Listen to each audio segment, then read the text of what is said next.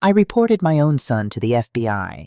The call I made from my kitchen table in Portland, Oregon on a gray October morning destroyed our family, cost him his freedom, and saved 34 cancer patients from losing everything they had left to give. I'd make the same call again. My name is Robert Hale. I'm 63 years old. For 31 years, I taught high school physics in Portland, the kind of teacher who stayed late, who remembered students' names 5 years after graduation, who genuinely believed that if you could help a young person understand how the world worked, you'd given them something no one could ever take away. Margaret used to say I was better at explaining the universe than explaining myself. She wasn't wrong. Margaret, my wife of 34 years. She passed away 4 years ago from pancreatic cancer. Fast and merciless. That's the only way to describe it. 7 months from diagnosis to the end. 7 months of treatments and hope and setbacks and more hope, and then a Tuesday morning in February when I held her hand and she simply stopped being in the world. After she was gone, I retired. Sold some things, kept others. Learned how to make coffee the way she liked it, even though she wasn't there to drink it anymore. Grief is strange that way. You keep performing the rituals of a life that no longer exists, because stopping feels like losing the person all over again. My son Daniel and I drifted in those 4 years. Not dramatically. No arguments, no slammed doors, no declarations. Just the slow, quiet accumulation of distance that happens when the person who connected two people is no longer there to do the connecting. Margaret had been our bridge. She spoke Daniel's language in ways I never quite managed. She knew when he needed space and when he needed to be pulled in. Without her, Daniel and I were two men who shared DNA, shared history, and had somehow, without meaning to, become strangers who texted each other on birthdays. He was building his financial planning practice in Seattle. I was in Portland trying to figure out who Robert Hale was when he wasn't a husband or a teacher anymore. So when my phone rang that Tuesday in October and Daniel's name appeared on the screen, I almost let it go to voicemail. Something made me answer. Dad. His voice had that particular brightness I'd learned to recognize over the years. The brightness that isn't quite natural. The kind that gets applied over something else the way fresh paint gets applied over a wall with problems. Claire and I want you to come for dinner this Saturday. It's been too long. 4 months, I thought. 4 months and 11 days, if I was being precise. Not that I was counting. What's the occasion? I asked. Does there need to be one?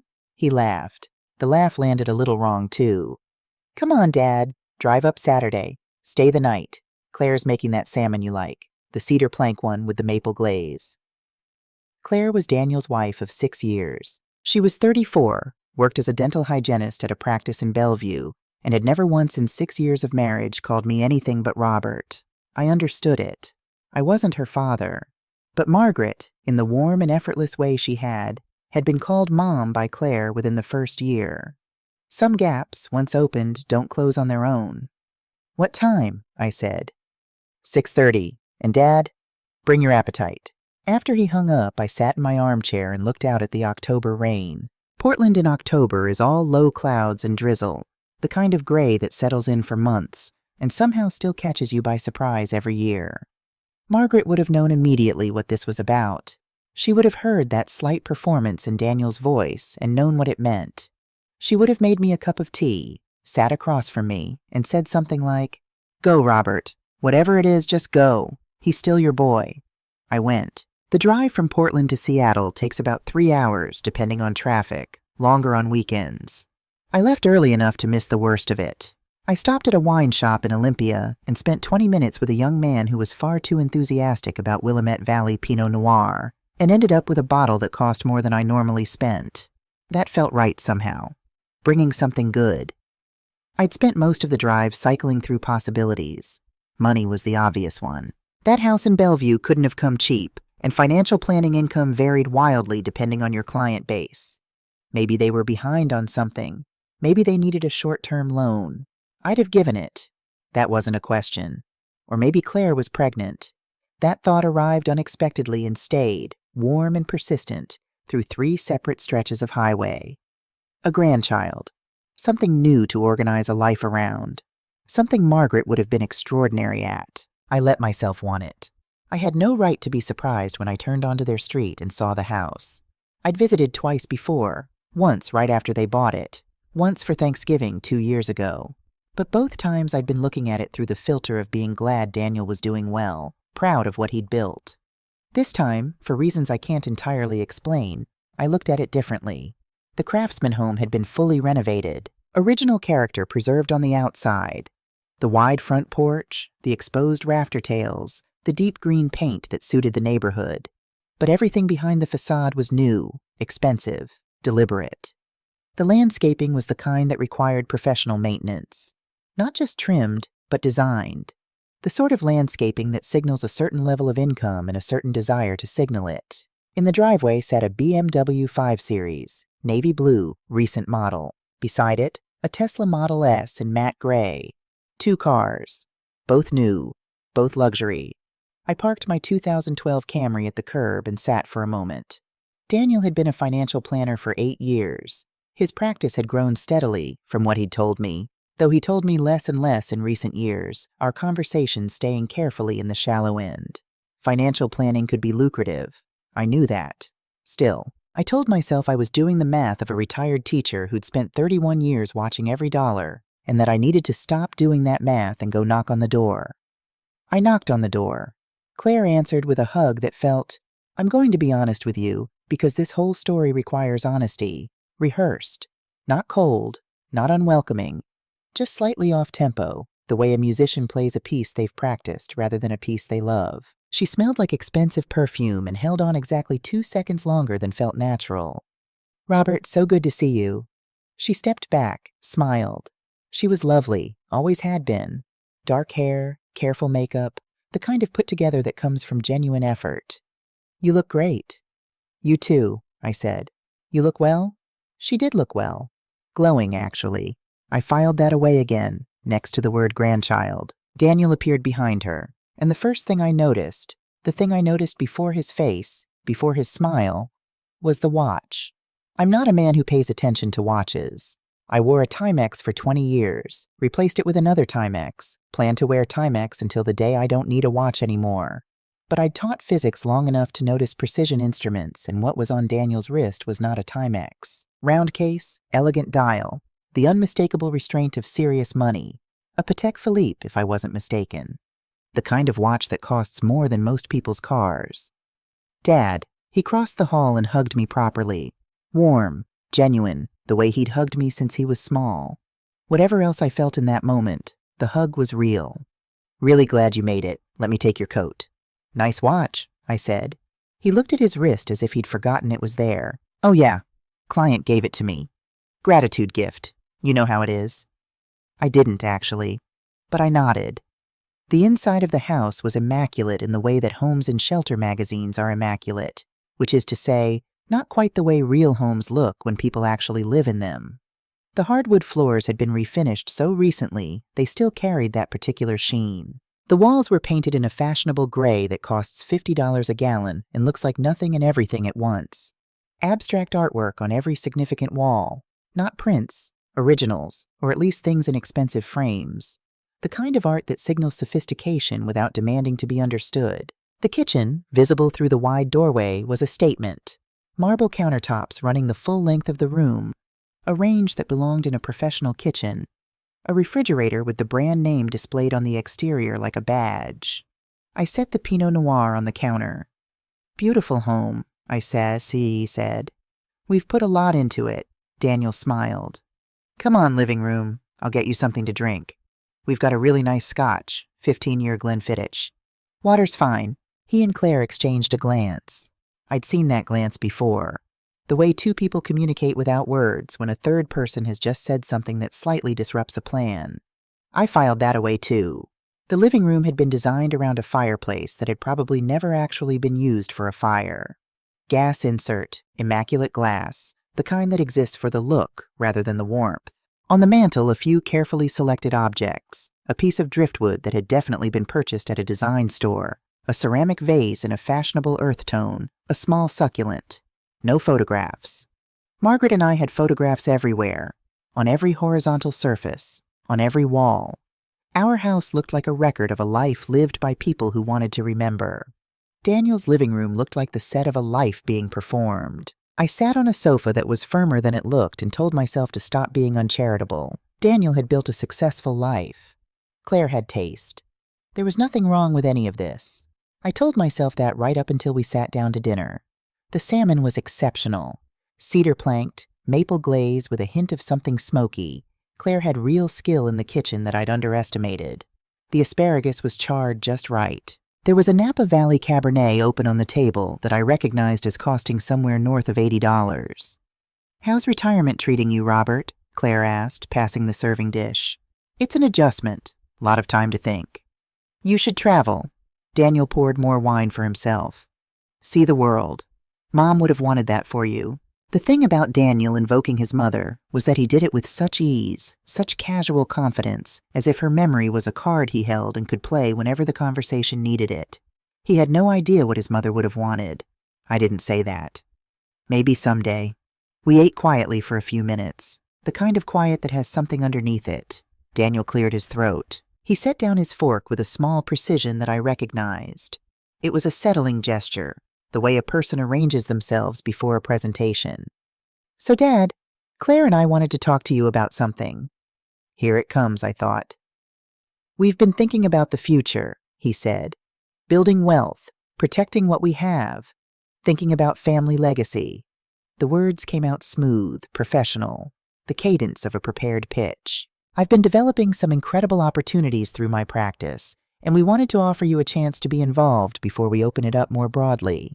I set down my own fork. "Daniel, if you need money, it's not like that." He shook his head, smiled. That particular smile that says, "I understand why you'd think that, but you're about to be pleasantly corrected." "This is an opportunity, Dad. I've got clients seeing consistent returns of 15, 18% annually. These aren't speculative plays. These are managed low-risk positions." "What kind of positions?" He leaned forward. This was the part he'd rehearsed most carefully, I could tell. There was a different energy in him, something that looked like excitement but had the quality of performance under it. "I work with a nonprofit called the Pacific Northwest Cancer Relief Fund. They connect patients, people with serious diagnoses, to experimental treatments, clinical trials, specialized care abroad. A lot of these treatments aren't covered by insurance. So patients fundraise. GoFundMe, community drives, family campaigns. They raise significant money, sometimes $50,000, $60,000, $80,000, and they put it in the fund while they're coordinating their care. I'm following you. Here's the thing, Dad. That money sits idle. Weeks, sometimes months. While patients wait for treatment scheduling, ethics reviews, international coordination, the funds just sit there, not working for anyone." He spread his hands. "What I do is optimize those funds. Put them into short-term, high-yield instruments while the patients are getting ready. By the time they need the money, the fund has grown. Patients benefit. The fund benefits. Investors benefit." He sat back. "Everyone wins." The room was very quiet. "You're investing other people's medical fundraising money," I said. "Optimizing, Dad. Managing. These aren't my clients' funds. I'm not touching their personal accounts. This is nonprofit fund management. It's completely legitimate." "Do the patients know?" Claire's smile shifted, tightened in a way that had nothing to do with warmth. "They're focused on getting better, Robert. The financial management details aren't really their concern. That's what administrators are for." Something cold moved through me. The feeling wasn't sharp, not yet. It was more like the first moment you realize the temperature has dropped. You don't know yet how cold it will get, but you know something has changed. "I need to use your bathroom," I said. Daniel pointed upstairs without breaking stride, already pivoting back to his pitch. "Second door on the left." Their upstairs bathroom was predictably designed within an inch of its life. Marble floors, marbles countertops, one of those rainfall shower heads that looks like a small weather system. Heated floors. I could feel them through my socks. Towels folded in the style of a hotel that charges $400 a night. I ran cold water over my wrists at the sink the way I'd been doing for 30 years when I needed to think clearly. An old habit, maybe strange, but it worked. The cold water brought me back into my body. I was overreacting. Probably. Daniel was aggressive with money. He'd always been that way, always pushing the edge of what seemed prudent. Maybe this was legal. Maybe it was even common practice in the nonprofit world. I didn't know enough about nonprofit fund management to say. I opened the medicine cabinet, looking for antacids. The cabinet was deeper than expected, a custom built-in that extended back several inches beyond a normal medicine cabinet. 2 shelves of standard items: ibuprofen, cold medicine, dental floss, Claire's skincare products arranged with the same care as the rest of the house.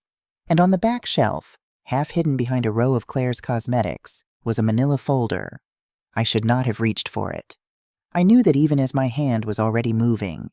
Known knowledge and reflexive action are different things, and my hands are the hands of a man who spent 31 years picking things up and looking at them closely. I took the folder. Inside were printouts, spreadsheets, columns of names I didn't recognize, dollar amounts beside each name, dates. But it was the letterhead at the top of each page that made my vision narrow to a single point. Pacific Northwest Cancer Relief Fund, registered 501 C3, charitable organization. These weren't investment returns. These were disbursements. I didn't understand all of it. Not immediately, not standing in my son's marble bathroom with my hands starting to shake. But I understood enough. The column labeled Treatment Fund Total showed money that had been raised. The column labeled Transfer, Operating Account, showed money that had left. And the operating account number at the top of the transfer column was not the fund's main charitable account. It was a different account number, a private account number. There were 34 names on these spreadsheets. 34 people who had raised money, bake sales and GoFundMe campaigns and church collections and family loans to pay for treatments that might save their lives. And beside each name, in that transfer column, was a number showing how much of that money had quietly moved somewhere else. My hands were shaking badly now. I pulled out my phone. My fingers felt thick and wrong, like they belonged to someone else. I photographed every page. 13 pages, front and back. The amounts ranged from $18,000 to $85,000. 34 names. The math, even done quickly in my head, was staggering. I heard footsteps on the stairs. Light, certain, practiced. "Dad? You okay up there?" I shoved the folder back into the cabinet exactly as I'd found it. Flushed the toilet. Turned on the faucet. Turned it off.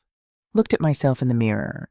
The man looking back at me was 63 years old. He had gray at his temples and lines around his eyes, and the look of someone who had just understood something he could not ununderstand. "Fine," I called back. "Just a minute." When I came downstairs, they were both in the kitchen, and they both looked up with the same expression, concern and something else, something that hid behind the concern the way a hand hides behind a back. "You look pale, Robert," Claire said. "I'm feeling a little off, actually." I picked up my coat from the hook by the door. "I think I need to head home." "But we haven't had dessert," Daniel frowned. "And we still need to actually discuss the—" "Email me the details," I said. "I'll think about it." "Dad," his voice shifted, firmer. "This is time sensitive. I need to know if you're in by end of—" "I said I'll think about it, Daniel." My voice came out sharper than I intended. Both of them went still. "I'll be in touch." I took my coat. I walked to the door. I turned back once, I don't know why, some reflex, and looked at Claire. She wasn't watching Daniel. She wasn't watching me leave. She was watching my coat pocket, where I'd put my phone. Her face was composed. Calm. The way faces are calm when they're working very hard at it. I said goodnight. I walked to my car. I sat behind the wheel for 5 minutes without starting the engine, watching the rain move through the glow of the streetlights. Claire hadn't been surprised when I said I needed to leave. She'd looked relieved. Not the relief of someone who's glad an awkward dinner is wrapping up. The relief of someone who has been waiting, tensely, for a particular thing to either happen or not happen, and has just received an ambiguous answer and is calculating what it means. She knows, I thought. I started the car. She doesn't just know about the money. She's part of this. She helps him do it. And tonight, something about the way I came downstairs from that bathroom told her something was wrong. I pulled away from the curb slowly. 3 hours back to Portland. The rain was steady now, the kind that makes the highway lights smear into long orange ribbons. I didn't turn on the radio. I drove in silence with 13 pages of photographs on my phone and the sound of my own breathing. And I thought about 34 people who had raised money in desperation and handed it over in hope. And I thought about Margaret in her hospital bed in those last weeks. And I thought about my son's face when he'd said everyone wins and how he'd believed it. Or maybe he hadn't believed it at all. Maybe that was the thing I was still trying to understand. I didn't sleep that night. Not a single hour. I sat in the armchair by the window, the one Margaret had picked out at an estate sale in 2009, reupholstered twice since then, the one piece of furniture I would never get rid of. And I watched Portland do what Portland does in October. The rain came and went in waves. The street outside my house stayed empty and glistening. A neighbor's porch light stayed on all night for no reason I could identify. I had my phone in my hand. The photos were still there, all 13 pages, slightly blurred at the edges from my shaking hands, but legible. Every time I thought maybe I'd misunderstood something, I opened them again. Every time I thought maybe I was overreacting, I looked at that transfer column and counted the names. 34 names. People who had done what people do when someone they love is dying. They'd asked for help.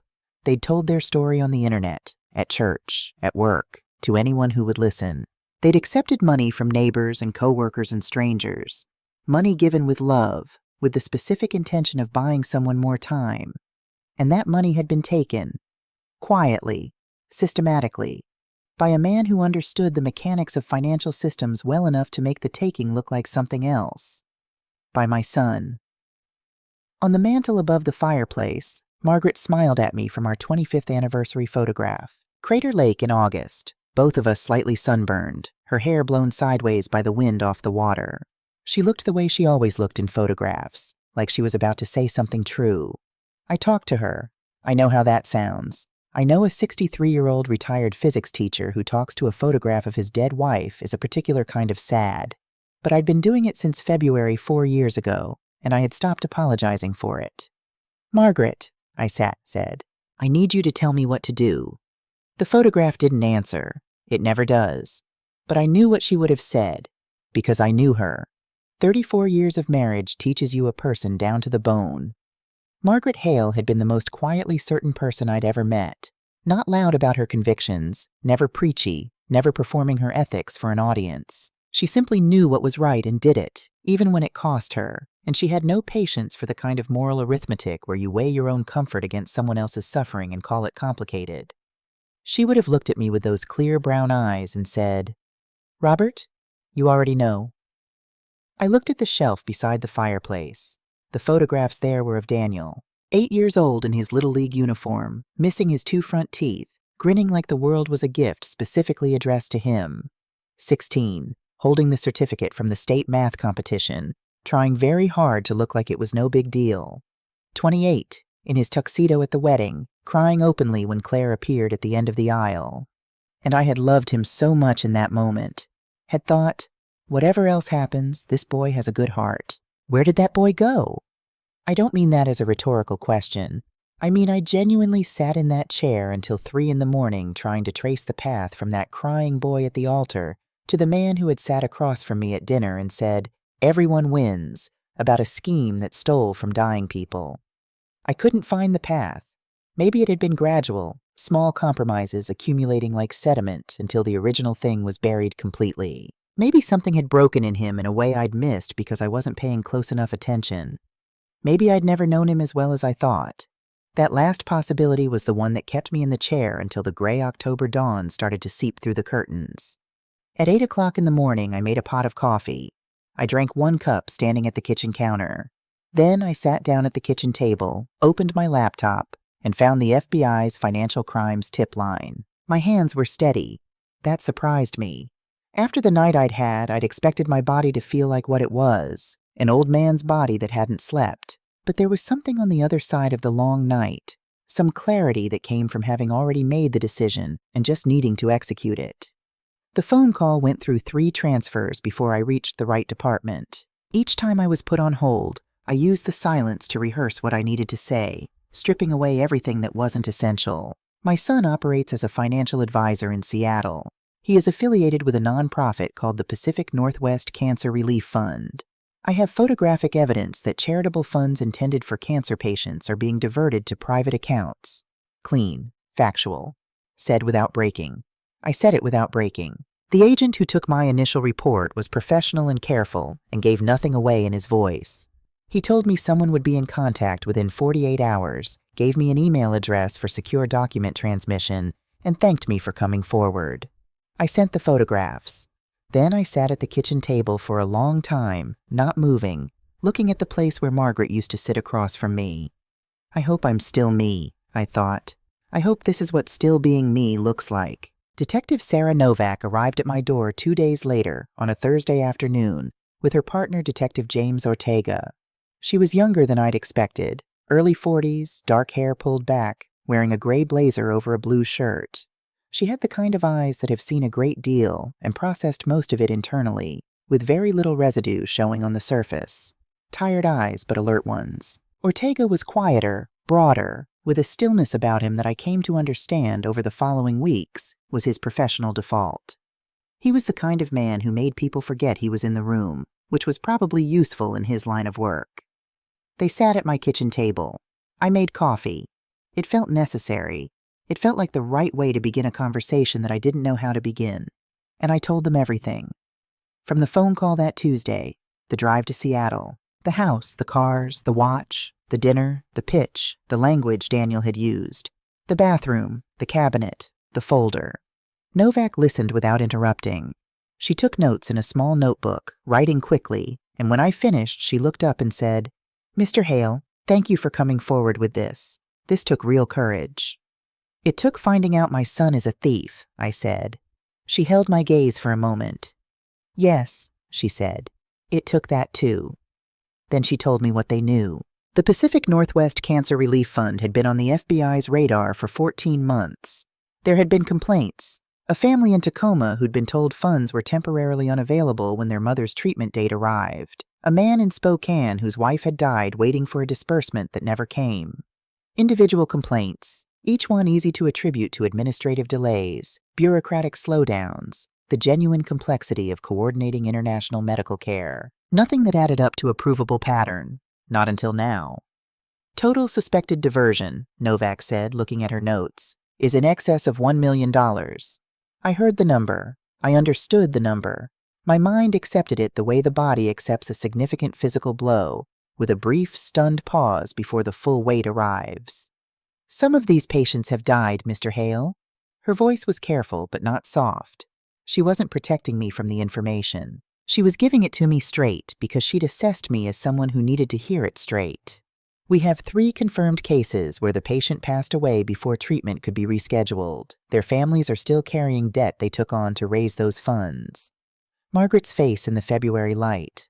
The way she'd looked in those last weeks, trying to stay present for me even when the pain made presence almost impossible. "If someone had done this to us, what do you need me to do?" I asked. "They needed me to wear a wire." Novak explained it at the same kitchen table on her second visit, 6 days after the first. She was direct about what it would require and what it would cost. They had the photographs, which established the existence of the records, and placed them in Daniel's home. What they needed was Daniel's own voice explaining the system, confirming his role, describing where the money went. Without that, a competent defense attorney could create enough reasonable doubt to walk him out of a courtroom. "I understand this is your son," she said. It wasn't an apology. It was an acknowledgement. "He is," I said. "He's also diverted over $1 million from people with cancer." "I know what he is," I said it quietly. "I just need a minute to get used to having to be the one who does something about it." She gave me the minute. She was good at that. Novak understood when silence was more useful than words. "What if he realizes?" I asked. "We'll be in a vehicle outside. You'll have a panic word if you feel unsafe." "I'm not worried about my safety." I looked at my hands on the table.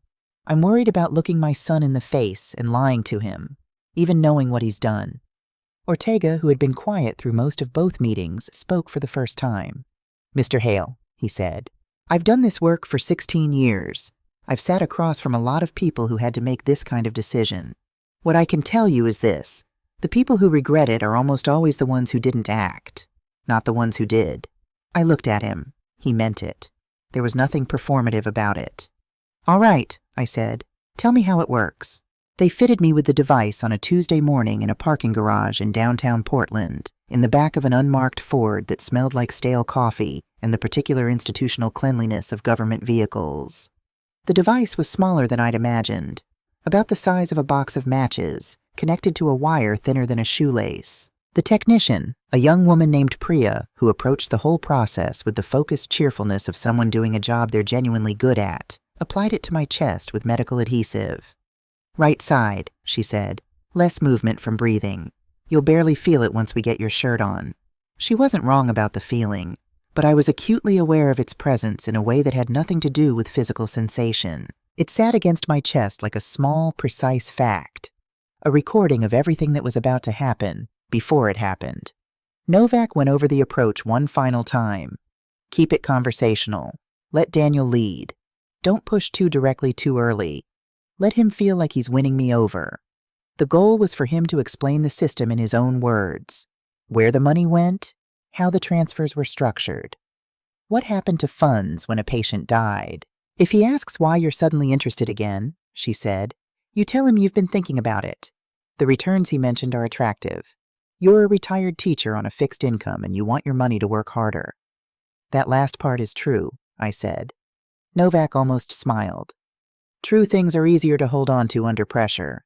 I called Daniel from the passenger seat of my own car, parked outside my house, while Novak and Ortega sat in the Ford 2 blocks away. My voice came out more natural than I'd expected. Some part of me, apparently, was capable of this. "Dad?" He sounded pleased, and underneath the pleasure was relief, which told me he'd been worried. "Changed your mind about the investment?" "I've been thinking about what you said," I told him. "I'd like to hear more. Maybe over lunch?" "Absolutely." The relief was audible now. "I know just the place." He chose a seafood restaurant in South Lake Union, the kind of Seattle restaurant where the bill for 2 people could feed a family of 4 for a week. He'd reserved a corner table, set back from the main dining room, partially screened by a partition of frosted glass. He's used to having private conversations, I noticed. He knows which tables to request. Daniel was already seated when I arrived, already had a glass of sparkling water in front of him, already projecting the warm, forward energy of a man about to close a deal. He stood to hug me, ordered the halibut for both of us without asking. "So," he said, settling back with a smile, "tell me what's been going through your head." I asked him questions. Careful ones, the kind that sounded like the questions of a cautious investor rather than a father trying to document a crime. How were the short-term instruments selected? What was the average holding period? What safeguards existed if a patient needed funds faster than anticipated? He answered smoothly, fluently, with the confidence of a man who had given this explanation many times and had long since stopped worrying about it. "The beauty of the fund structure," he said, leaning forward slightly, lowering his voice with the practiced habit of seeming exclusive, "is that treatment timelines are inherently unpredictable. Ethics reviews, international treatment protocols, patient health fluctuations, there are so many legitimate reasons for delays. That window is where the opportunity lives. And if a patient dies before treatment?" The words came out steady. I don't know how. Something crossed his face. Not guilt, not discomfort. Something more like the brief flicker of a person recalculating a math problem they've already solved. "That's actually one of the more elegant aspects," he said. "Unused funds legally revert to the foundation, to the operating account specifically." He paused. "Which I manage." "The money goes to you." "I manage it, Dad. I provide infrastructure, coordination, financial oversight. That requires compensation." He sat back. "You don't understand how expensive it is to live in Seattle. The house, Claire's." He stopped. Started again. "I provide real value. The fund couldn't operate without the financial management I provide. If I'm compensated for that through fund appreciation, what exactly is the harm?"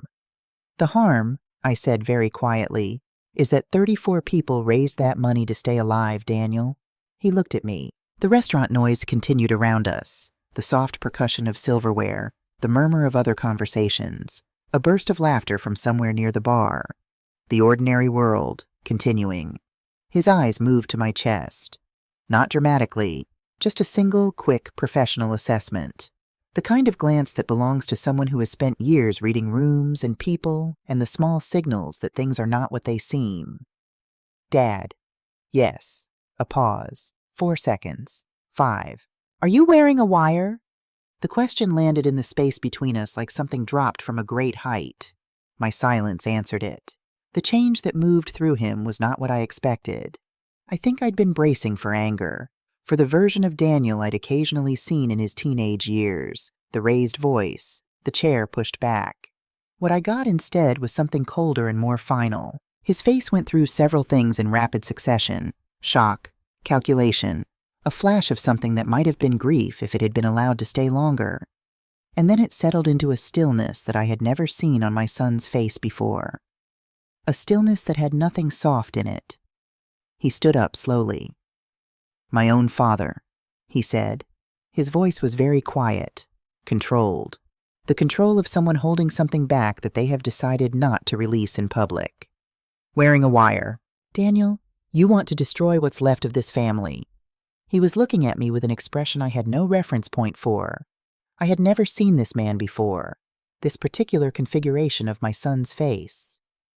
"Over people who were going to die anyway." He picked up his napkin from his lap and placed it on the table with a deliberateness that was more disturbing than any gesture of rage would have been. "I will never forgive this," he said. "I want you to know that. Whatever happens next, I will never forgive you for this."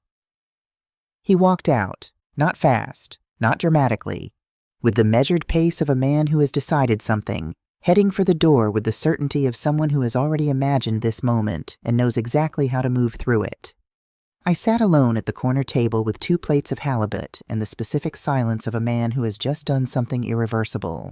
My phone buzzed. A text from a number I didn't have saved. Novak's secondary line. "We got what we need. Sit tight." She called me 40 minutes later as I sat in my car in the restaurant parking garage, unable to make myself drive yet. "Teams moved on his office at 2:15, she said. "He was taken into custody without incident." "Claire has been brought in for questioning," Novak continued. "She'll likely be released. We're still assessing what we can establish about her direct involvement." "What did he say?" I didn't know why I asked. Maybe I was hoping for something, some indication that when the moment came, something in him had recognized what he'd done. "When they arrested him, did he say anything?" Novak was quiet for just a beat too long. "He said one thing to the arresting agent." "What was it?" Another pause. She decided to tell me. "He said my father set me up. Not, 'There's been a mistake.' Not, 'I want my attorney.' Not even anger exactly. Just that sentence. A sentence that placed the responsibility for what was happening entirely outside himself. A sentence that told me, more clearly than anything that had come before, that the man who had sat across from me at that restaurant table, explaining the elegant aspects of stealing from dying people, had believed, up until the moment the FBI walked into his office, that I would never actually do anything about it.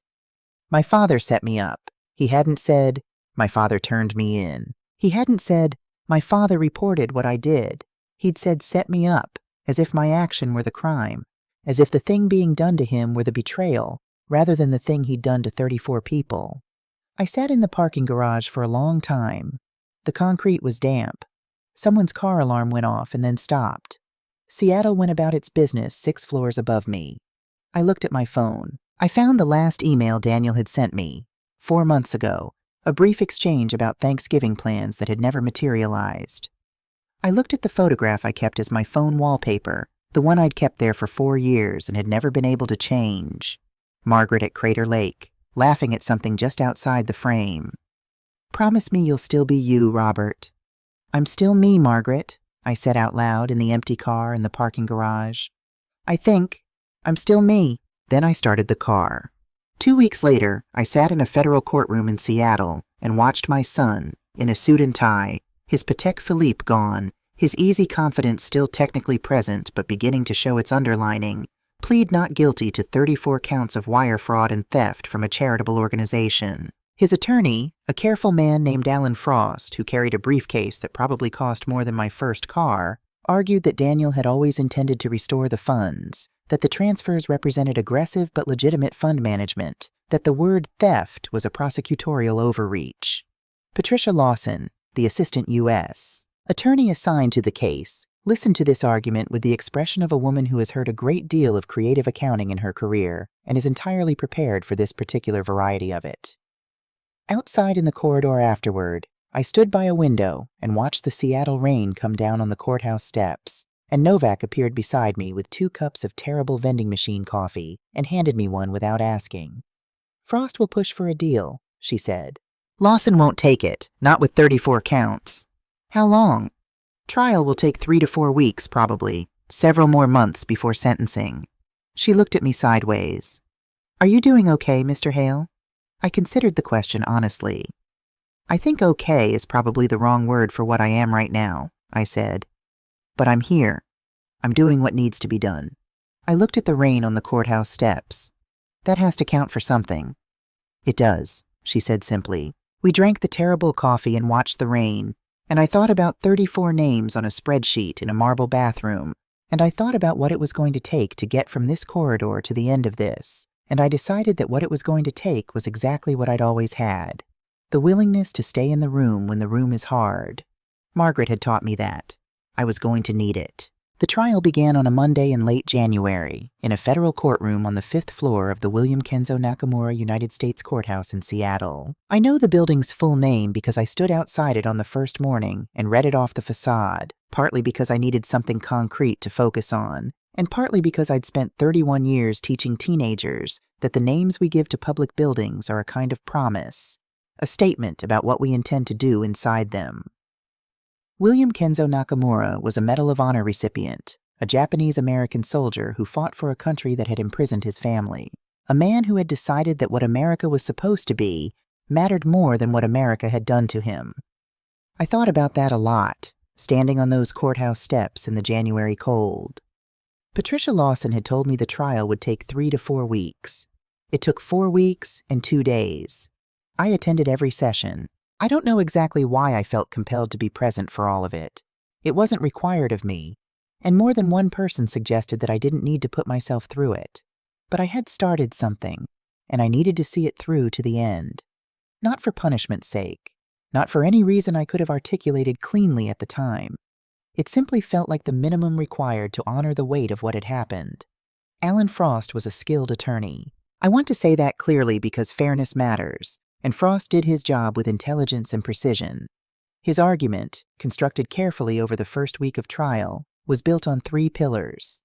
First, that Daniel had genuinely intended the fund transfers to be temporary, that his investment strategy had been designed to return profits to patients, that the scheme was aggressive fund management rather than criminal theft. Second, that the Pacific Northwest Cancer Relief Fund's governance structure was so poorly designed that no single individual could be held fully responsible for what had gone wrong.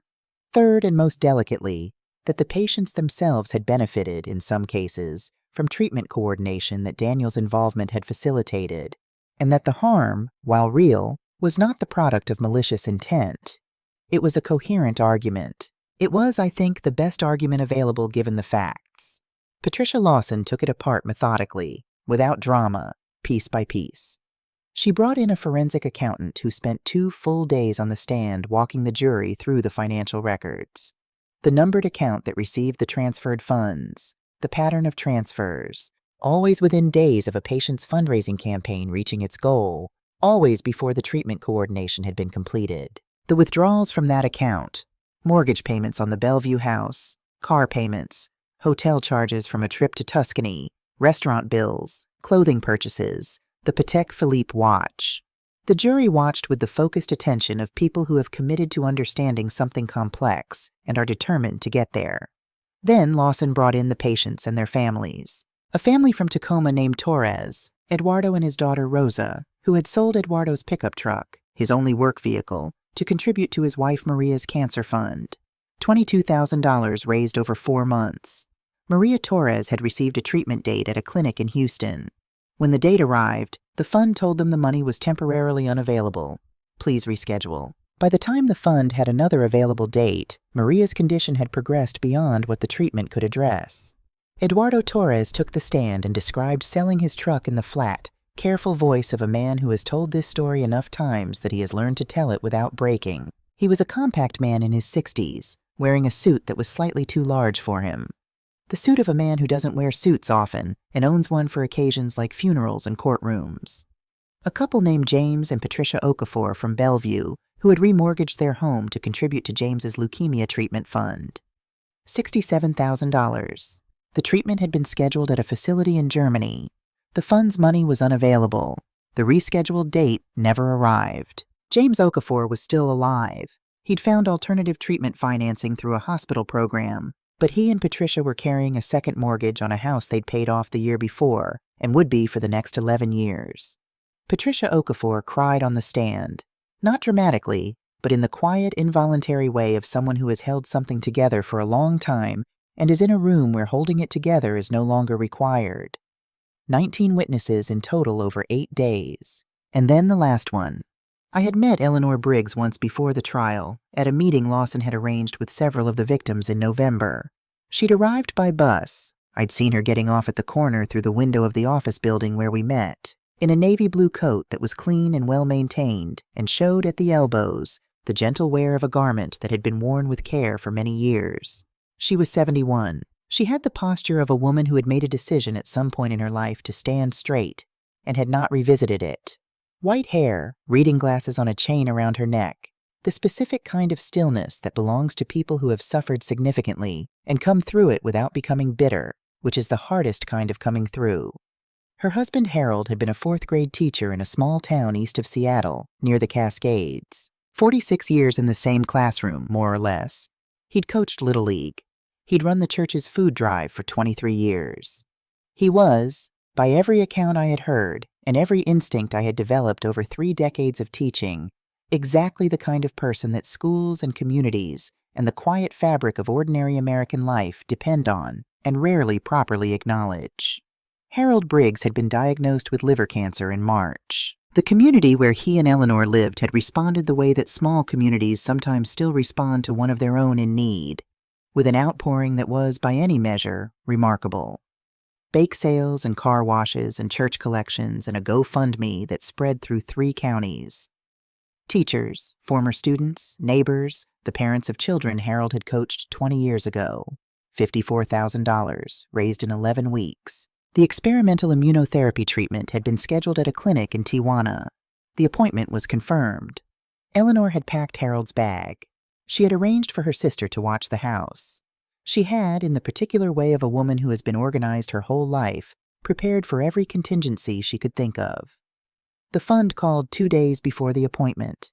The money was temporarily unavailable. Please reschedule. Harold Briggs died 7 weeks later. The $54,000 never became available. When I met Eleanor in November, she had taken my hand in both of hers and looked at me for a long moment before saying anything. "I know what this cost you," she said. "I'm sorry about Harold," I said. "He was a good man who deserved better than what happened to him." She said it simply, without performance. "You did right by his memory, Mr. Hale. That matters." I had not expected to cry. I had believed by November that I had largely exhausted my capacity for unexpected crying. I was wrong about that. I excused myself for a moment, stood in a hallway, and pressed the heels of my hands against my eyes until the feeling passed. I thought about Margaret, about the specific desperation of loving someone who is sick and being willing to do absolutely anything, sell anything, borrow anything, sacrifice anything, to buy them more time. I thought about what it would have meant, in those 7 months, to have that money taken, to have the hope that money represented stolen. Eleanor found me in the hallway. She put her hand on my arm. "It's all right," she said. "You're allowed." She was comforting me. The woman whose husband had died waiting for treatment that never came was comforting me. The grace of that has never left me. Eleanor Briggs took the witness stand on the 19th day of trial. She walked to the stand without hurrying, settled herself with a small adjustment to her coat, and looked at the courtroom with the clear-eyed steadiness of someone who has nothing left to be afraid of. She'd already lost the thing she most feared losing. Lawson led her through the story with the care of someone who respects both the story and the person telling it. Eleanor's voice was measured and even throughout, the voice of a woman who had attended 46 years of school board meetings and community gatherings and had learned long ago how to speak clearly in front of a room. She described Harold, not just the illness, Harold himself, the person. The 4th-grade teacher who kept a jar of candy on his desk for students who answered hard questions, who still received Christmas cards from students who were now in their 50s, who had coached Little League for 16 years with the stated philosophy that the score was the least important thing that happened at a game. She described the fundraising, the way the community had shown up, former students in their 40s making donations, the fire station hosting a pancake breakfast, the elementary school's PTA organizing a silent auction, children selling lemonade at the end of the driveway on a cold Saturday morning because they wanted to help Mr. Briggs. People gave with love, she said. Every single one of them. They wanted Harold to live. They believed their money would help him live. She paused and looked at her hands for a moment. I had packed his bag, she said. I want the court to understand that. I had packed Harold's bag for the trip. I had made a typed list of his medications. I had arranged for my neighbor to collect the mail. I had printed the directions from the hotel to the clinic. I believed we were going. The courtroom had the particular quality of silence that only exists when everyone in a room has stopped breathing at the same moment. Then the phone call came. She let that sit for 3 full seconds. I want to say something to Mr. Hale. She turned and she looked directly at Daniel, who was sitting at the defense table with his eyes on the surface in front of him. Mr. Hale, do you know what the worst part is? It isn't that Harold died. Harold got cancer. That wasn't your doing. People get cancer. People die. I have made my peace with that, as much as a person can. Her voice carried no trembling, no rage, just the weight of absolute truth. The worst part is that I had to call back the people who gave us that money and tell them it was gone. I had to look my neighbors in the face, people who'd skipped their own family vacations, who'd taken money from their children's savings, who'd stood in the cold selling hot dogs to raise $25, and tell them that their love had been stolen. Daniel did not look up. That's what you took, Eleanor Briggs said. You didn't just take money. You took what people gave with love, and you turned it into nothing. The silence in the courtroom lasted 5 full seconds after she finished. I counted them. Then Lawson said quietly, No further questions, Your Honor. Frost stood, looked at Eleanor, looked at his notes, looked at his client, who was still studying the table in front of him. No cross-examination, Your Honor. There was nothing to cross-examine. There was no version of that testimony that could be usefully challenged. I sat in the 3rd row from the back and looked at my son. He was 40 years old. He was wearing the same suit he'd worn for most of the trial, a navy blue that had been expensive when he bought it and now seemed to belong to a different life. He was looking at the table. I thought about the boy who'd cried at his own wedding, the boy who'd held his mother's hand in the hospital and whispered things to her that I'd never asked him about, because some things belong only to the 2 people in the room. The boy who'd once, at 11 years old, found a dog on the side of the road and spent 3 weeks finding it a family because he couldn't stand the idea of it being alone. That boy was in there somewhere. He had to be. I didn't know how to reconcile his presence with everything else, but I couldn't make myself stop believing he was in there. Maybe that was just what it meant to be a parent.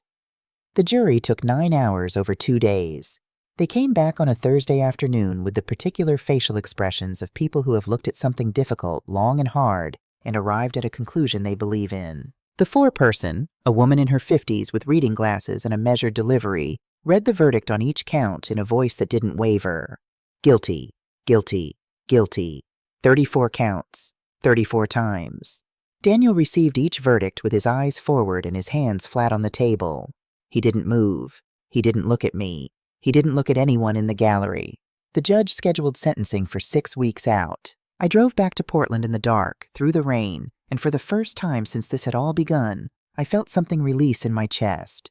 Not relief exactly, not happiness, but the particular exhaustion that comes when you've been bracing against something for a long time and can finally, cautiously, stop.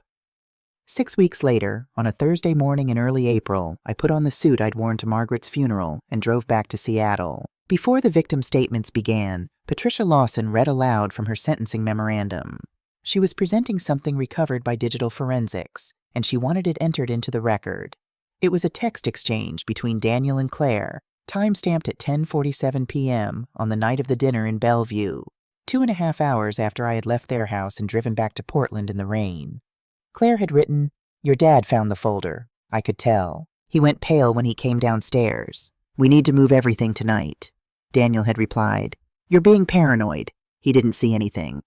Claire, "Daniel, move. Everything. Tonight."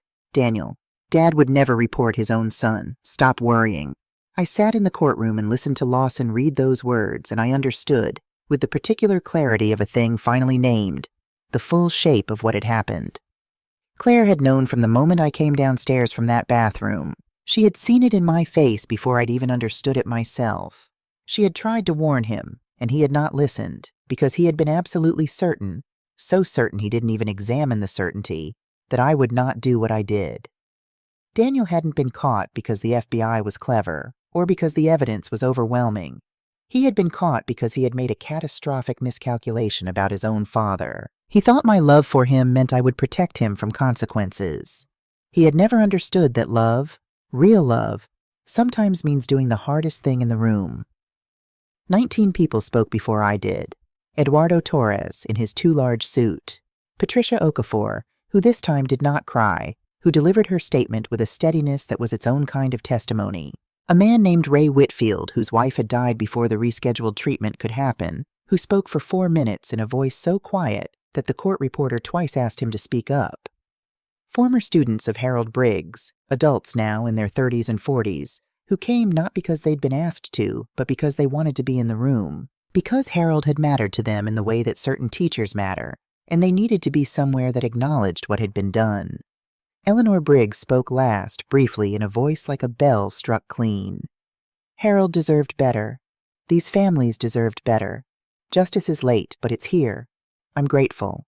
Then Judge Howard Whitfield, a tall man in his late 60s with silver hair and the bearing of someone who has weighed difficult things for a long time and made peace with the weight, looked up from his notes and asked if any additional parties wished to make a statement. I stood up. I had written and rewritten what I wanted to say 17 times over the preceding 6 weeks. In the end, I put the papers away the night before and decided to just speak. I stood up in that courtroom in my funeral suit, and I looked at my son, who was sitting 15 feet away from me, with his hands folded in front of him. He didn't look at me. "Your Honor," I said. "That's my son. I raised him. I taught high school physics for 31 years. I knew that what you teach and what a person becomes aren't always the same thing." My voice held. I had not been sure it would. When my wife was dying of pancreatic cancer, we used everything we had trying to save her. We liquidated our retirement savings. We borrowed money from her sister. We sold things that mattered to us. We would have sold the house. We would have sold anything. Not because we thought it would definitely work, but because the love you have for someone doesn't let you do the math, it just makes you fight. I paused. So when I found out that my son had been taking the money that people in that exact situation had raised, people who loved someone so much they couldn't do the math either, my voice broke on the next words, and I let it. I understood with a clarity I've rarely experienced what I had to do. I looked at Daniel one more time. He was still looking at the table. "Those 34 people raised their money with love," I said. "They deserved someone to act with the same conviction. That's all I did. That's all I had to offer." I sat down. Eleanor Briggs, 3 rows ahead of me in the gallery, turned and looked at me over her shoulder. She didn't say anything. She nodded once, slowly, with the fullness of a person putting their full weight behind a gesture. That was enough. That was more than enough. Judge Whitfield sentenced Daniel to 9 years in federal prison, full restitution of $1.17 million, plus interest, forfeiture of the Bellevue house, both vehicles, and all identified luxury assets, including the Patek Philippe watch and Claire's jewelry. He read the sentence in the measured cadence of a man who had considered it carefully and was at peace with the conclusion. He noted the scope of the harm, the deliberateness of the scheme, and the particular cruelty of targeting charitable funds raised by desperate families. He noted in a single sentence that the defendant showed no remorse. The guards moved toward Daniel. And then, in the moment when the handcuffs came out, when the formal physical reality of what was happening became impossible to abstract or defer, Daniel looked up. He found me in the gallery. I had been watching his face all morning, waiting without letting myself acknowledge that I was waiting. When his eyes finally moved across the room and found mine, I understood in an instant that this was the last real communication we would have for a very long time, possibly ever. And I tried to read it with the same attention I had given him his whole life. It was not the hatred I had seen at the restaurant, that cold, controlled fury of a man who had been caught and was assigning blame. This was something else, more complicated, more private. What I read in my son's eyes in that moment, and what I have turned over in my mind in the months since, was this: I never believed you would actually do it. Not, I didn't know what I was doing was wrong. Not, I'm sorry. Just that single, final, foundational miscalculation, the assumption, held so deeply it had never even been examined, that his father's love for him was a variable he could factor into his risk assessment, that I would see and know and ultimately choose him over everything else. He had been wrong about that. I think in the end that was the thing that broke him. Not the prison sentence, not the public humiliation, not the loss of the house and the cars and the watch. The thing that broke Daniel Hale was finding out that his father's love was real enough to hold him accountable. The guards let him out. I sat in the empty courtroom for a long time after the gallery had cleared, and Novak came and sat beside me. And she didn't say anything, and I didn't say anything. And that was exactly right. 18 months have passed since the sentencing. I am 64 years old. I live alone in the house on the east side of Portland that Margaret and I bought in 1991, the year Daniel started kindergarten. The rhododendron in the front yard that Margaret planted needs trimming. I keep meaning to get to it. Daniel has refused every visit request. His lawyer sends periodic updates about the legal proceedings. All appeals have been denied. Claire disappeared from her social media accounts within a month of the sentencing. I don't know where she is. I don't look. Last month I received a letter in the mail, handwritten on plain white stationery, postmarked from a small town in eastern Washington. Dear Mr. Hale, I don't write letters often anymore. Harold always said I should write more, that I had things worth saying. I suppose he was right, as he usually was. I wanted you to know that the community here had a memorial for Harold last month, his birthday. Former students came from 4 states. The Little League field where he coached for 16 years is being named after him. It took some time, but it's happening. I also wanted to say what I perhaps didn't say clearly enough when we met. Harold was a good man who deserved better than what happened to him. You knew that without knowing him. You acted on it when you didn't have to. I am grateful every day that you did. Some people would have looked the other way. I understand why they would. I don't judge them. But you didn't look away. And because of that, whatever measure of justice exists in this world was applied to what happened to us. That matters. It mattered to Harold's memory. It matters to me. With gratitude, Eleanor Briggs, I read the letter at the kitchen table on a Tuesday morning with a cup of coffee that had gone cold. I read it twice. Then I folded it carefully and put it in the drawer where I keep Margaret's letters. The ones she wrote me over the years, on birthdays and anniversaries and ordinary Tuesdays when she had something she wanted to say, and writing was how she said it. I put Eleanor's letter with Margaret's letters because it belonged there, because both women had taught me something about what it means to keep your heart open in the face of loss, about the particular courage of continuing to love the world after the world has given you every reason not to. I cried reading Eleanor's letter, not the desperate, gasping grief of the early months after Margaret died, or the cold, dry grief of sitting in a courtroom watching your child be sentenced to federal prison. Something different, something that felt, if I am being fully honest, almost like grace. People ask me if I regret it. I understand why they ask. It is the natural question, the human question. Was it worth it? Knowing what it cost you? I tell them the truth. I lost my son the day he decided that a dying person's money was his to take. I didn't lose him when I made the phone call. He was already gone. All I did was make sure he didn't hurt anyone else. That's not nobility. That's just the minimum. Margaret used to tell me that the person you are in the hardest moment of your life is the truest version of yourself.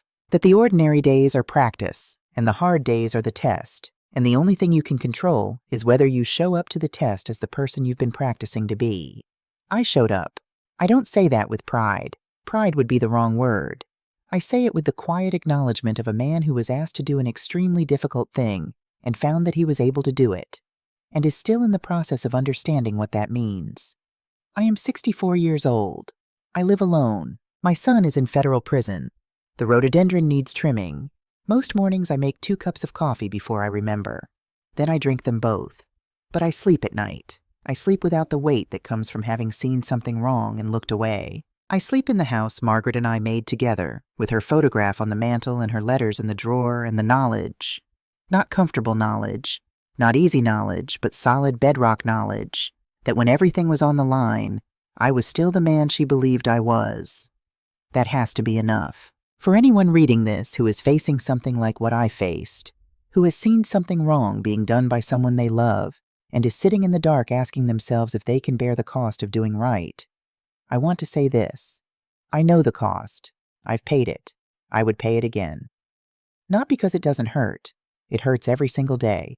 But because the alternative, carrying the knowledge of what I knew and doing nothing, would have been a different kind of loss. The loss of something I couldn't name until I almost risked losing it. There are 34 families who got some measure of justice because one father made a hard call. Eleanor Briggs got to put Harold's name on a Little League field. Patricia Okafor's mortgage will be paid off in 11 years instead of 30. I lost my son, but I kept myself. That's worth knowing, even when the knowing costs you everything. I'd make the same call again.